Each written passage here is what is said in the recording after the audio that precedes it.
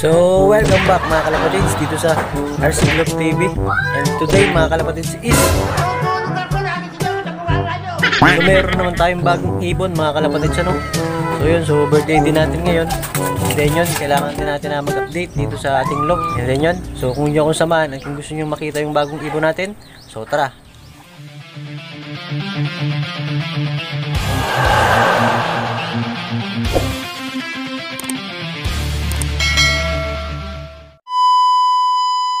So bali yan, parundahin natin mga kalapatids ano. Baka parundahin pa ng iba. Buksan natin itong pinto. Yan, katukin. Gaya ng dati, katukin lang natin yan. Kahit hindi na pala katukin mga kalapatids, marunong nga sila. Kaya nilang umano. Yan o. Yan yung iba sa bubong. Yan, dire-diretso na sila mga kalapatids. So nasa na? Yan. Bali yan dito yung isa yan. Diyan pa silang apat o mga kalapatids. Yan. Bali hindi ko pa rin sila napatuka mga kalapatids ano. So mamaya natin sila patukain pag yung ano na, pagkaronda nila mga kalapatids. Yan o. Bali pinaronda ko na rin sila mga kalapatids kaninang umaga. Ganyan bago ngayon tanghali. Tapos mamayang hapon. Yan. Ito habang nagronda sila mga kalapatids. So lagyan na muna natin yung patuka nila. Para diretsong pasok na agad sila no. Hindi na sila tumambay. Dito yung patuka natin. So bali binibigyan ko na rin sila ang binibigay ko sa kanila mga kalapatids. Breeder mix na no. So breeder mix na yung binibigyan natin patuka sa kanila. Yan o, ganda. Linis. Dito nga yung mga manok natin. Ayan o. Manok natin is merong maraming sisiw. Yung sisiw nito mga kalapatids 18. So bali yung iba namatay. Lang is 10. 10 na sisiw na lang yung ano, namatay yung 8. So sayang yan o. Gaganda mga kalapatids. So bigyan na natin.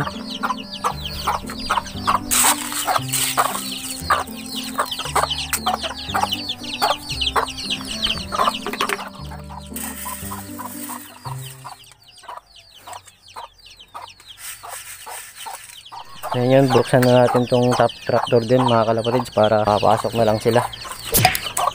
Yan. Yan, dyan na sila mga kalapatids oh. Yan. Yan din na silang pumapasok. Kahit hindi na sipulan, sanay na sila. Yan.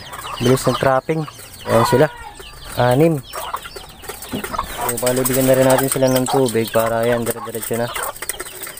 Plain water lang muna kasi katapos lang natin mag-probiotics. Yan.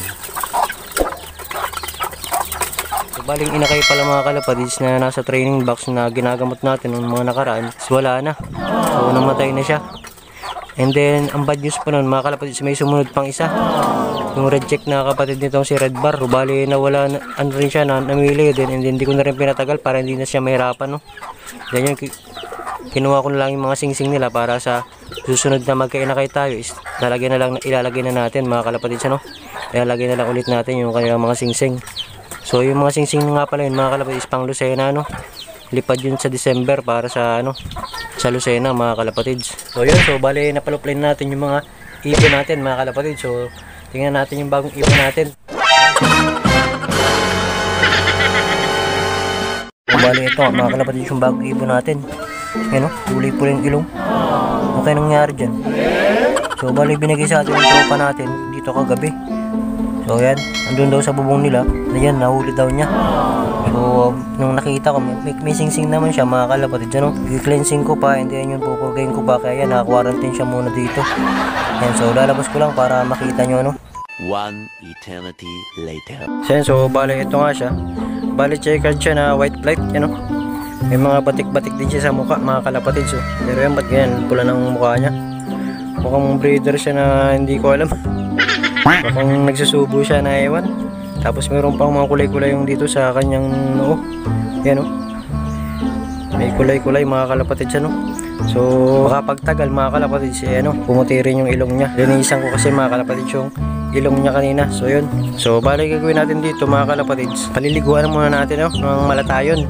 So timplahin ko lang yung malatayon and then yan paliguan na. Kasi nung inumoy ko siya mga kalapatids mabaho.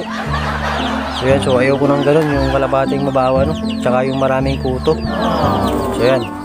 So bali gagawin muna natin siya mga kalapatids dito sa training box ano. Para yan makapagtimpla tayo nung papaligo natin sa kanya.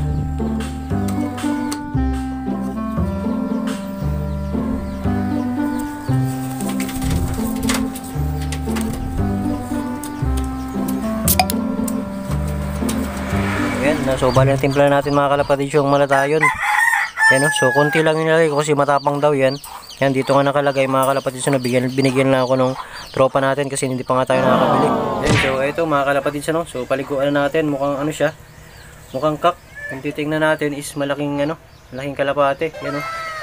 Tsaka yung eye sign niya is yan, parang pearl eye na ano, gray pearl eye mga kalapatids, so yan o. At saka ito yung sinasabi ko sa inyo mga kalapatids na dumi kanina, yan o. Hindi ko alam kung saan napasubsob to mga kalapatids at madumi. Yan. Yan, so bali white plate din siya. Yan. Mahaba rin yung mga pakpak niya, oh. Sa kabila is ganoon din. Yan, oh. Kung mapapansin nyo mga kalapatids, sobrang dumi nitong ibon na to. Yan. So yan, so paliguan na natin mga kalapatids.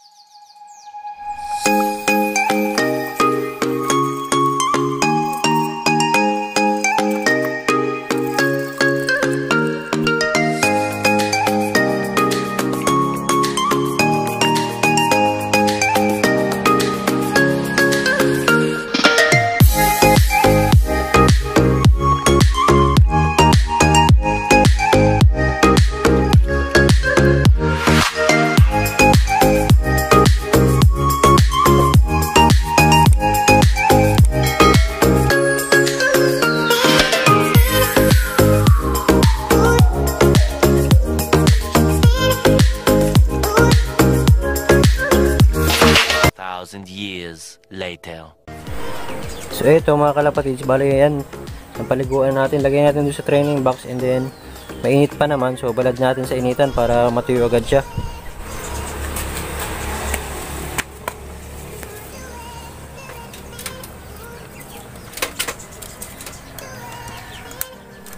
So bali ito, mainit pa naman dito sa part na to mga kalapatids, so balad natin siya dito para yan matuyo na agad siya. So ayan, oh, yan.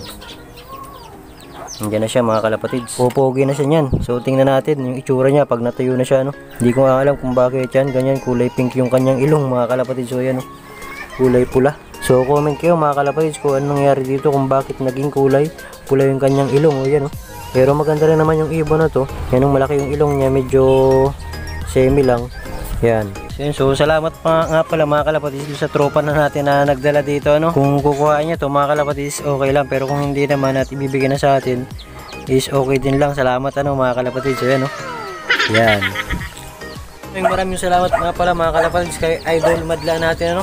So sa dami-dami na nagko-comment sa kanya, and then sa dami-dami mga kalapatids na nagpapa-shoutout sa kanya. So naisama niya tayong i-shoutout mga kalapatids, ano. So nung mga nakaraang vlog niya na tayo na shoutout, so hindi ko nga nabanggit yung mga nakarang vlog ko kasi yun nakalimutan ko na, so naalala ko lang.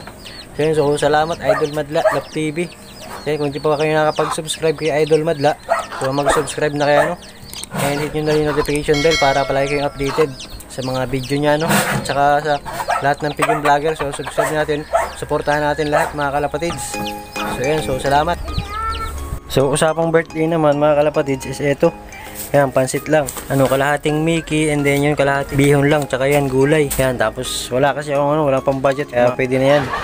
Ma-iraos lang yung kaarawan natin ngayong March 9 mga kalapatids, ano. And then yan, bumili na rin ako dito ng yung mga panglasingan. So yan, so gin. Bumili na tayo ng bilog. So bali 6 yan. 6 yun lang yung nakayanan natin. So bali na yung mga intro pang magdagdag, ano. Yan, sabi nila okay lang. Dagdagan nilang nila.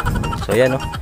So yan lang mga kalapatids, ano. So kung sa pulutan naman mga kalapatids para mamaya, no. So meron din dahil pina-birthdayan ako ni paring Amboy mga kalapatids ng pagi. So bali isa rin siyang ano, mangisda, parang ganun kay Idol Japper Sniper mga kalapatids, ano. So yun, so bali binigyan niya rin ako mga kalapatids ng isda na pampulutan nga yung pagi. So bali gagataan ko na lang ngayon pagkatapos ko mag-vlog, gagataan ko na para matik na mamaya mga kalapatids, ano. So yun, so ganun lang, yun lang. So wala naman tayo mga kalapatids, ano, and then kung ano lang yung nakayanan, hindi yun lang mga. So salamat kay paring Amboy. Yun. So maraming salamat mga kalapatids sa pagsama sa video natin today. And kung hindi mo pa nakapag-subscribe, please mag-subscribe ka na, no? And hit mo na rin po yung notification bell para palagi ka pong updated sa mga gagawin natin mga video, ano, mga kalapatids, ano. So yun, so hanggang dito lang po na itong video na to. Happy flying po and God bless po mga kalapatids.